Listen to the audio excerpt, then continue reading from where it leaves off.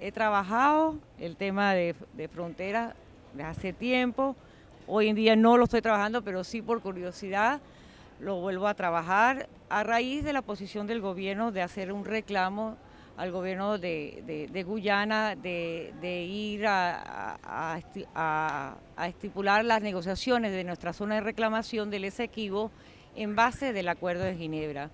En primer lugar, vamos a ver los antecedentes de ese Acuerdo de Ginebra. ¿En qué consistía, qué pasó antes de ese Acuerdo de Ginebra firmado en el año 66 en Venezuela?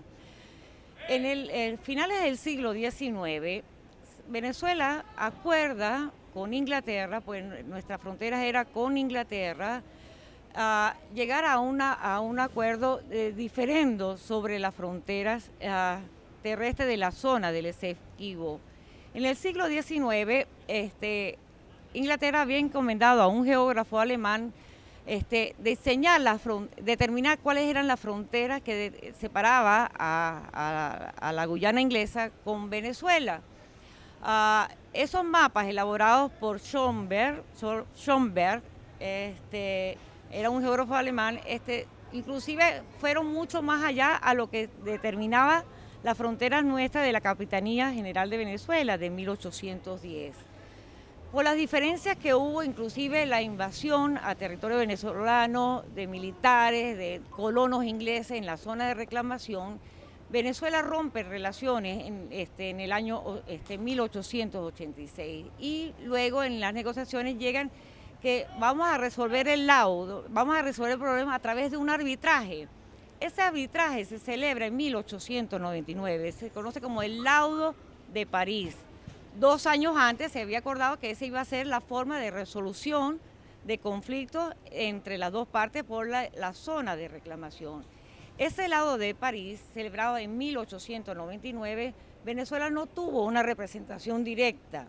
Fueron a través de 2 juristas norteamericanos por el lado de Venezuela, con ese laudo que 2 años antes decidieron las partes, y 2 juristas ingleses más un tercer juez, que era un juez supuestamente imparcial, el juez Russo Martens, en el cual debería decidir las posiciones presentadas por ambas partes. En ambas partes, Venezuela mostraría sus mapas de lo que era la frontera venezolana en 1810, cuando era la Capitanía General de Venezuela, y también mostraría la decisión del Libertador de cuáles eran nuestros límites de fronteras con la Guyana inglesa a partir del Congreso de Angostura que Venezuela toma en lo que se llama la reconquista de Venezuela, en Angostura, las fronteras venezolanas. En base de esas 2 fronteras, de esos 2, deberían ser los casos que deberían haber tomado en cuenta el juez Marten en ese laudo de París. Resulta que no fue así.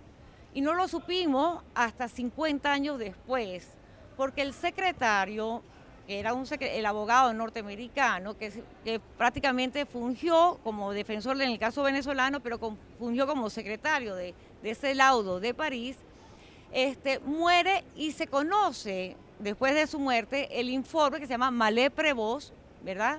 Este abogado norteamericano, en el cual señala en su informe o en sus memorias, por decirlo de alguna manera, de que la decisión del Laudo de París había sido una decisión política, más no jurídica.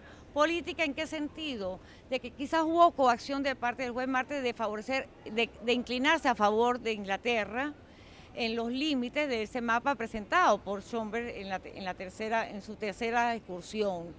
Y se señala que también hubo causales de presión en el sentido de que Estados Unidos estaba interesado en negociar su frontera con Alaska y también la concesión del Canal de Panamá, entonces que los ingleses favorecerían. Por eso da a insinuar que fue una decisión política más no jurídica. Venezuela, ¿qué pasa? Cuando tú tienes conocimiento, hace una protesta 2 años después, ¿no? Que lo considera como nulo írrito, ¿no? El gobierno de Cipriano Castro. Y sucesivamente, a partir del 39, hace denuncias en todas las reuniones de las comisiones interamericanas, hace denuncias que ese Laudo de París lo considera Venezuela nulo írrito, sin saber ese informe de Mallet-Prévost, en la cual señalaba de que sí fue una decisión política. ¿Qué hace el gobierno cuando se restablece la democracia en el 58 en Venezuela? Rómulo Betancourt. El canciller Marco Falcón Briceño lleva el caso a las Naciones Unidas en base y llega a acordar con Inglaterra y todavía con la Guyana inglesa, que no se había independizado, y se llega a la firma del Acuerdo de Ginebra, en el cual por primera vez Guyana reconoce que Venezuela reclama un que hay una zona de reclamación, un diferendo limítrofe, que lo consideran nulo y grito, pero que ellos van a tomar los caminos que dice el artículo 33 de la Carta de San Francisco, que es la fundación de las Naciones Unidas, ¿no? Entonces, hasta ahí llegamos al Acuerdo de Ginebra. Pero ¿qué pasa? Mi opinión personal, Venezuela debió pedir una opinión consultiva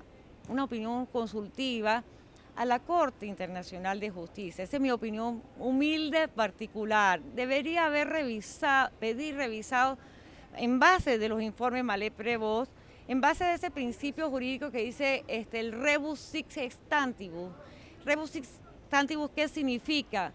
Cuando uno tiene conocimiento de que el resultado del tratado no era lo previsto, revisar ese tratado, que fue una decisión supuestamente jurídica, y pedir la opinión de la Corte si esa decisión fue jurídica o política en base de ese informe. Pero Venezuela no lo hizo. Venezuela recurrió en la vía quizás democrática, pacífica, lo que dice los modos de resolución de conflicto o de diferencia del artículo 33 de la Carta de San Francisco.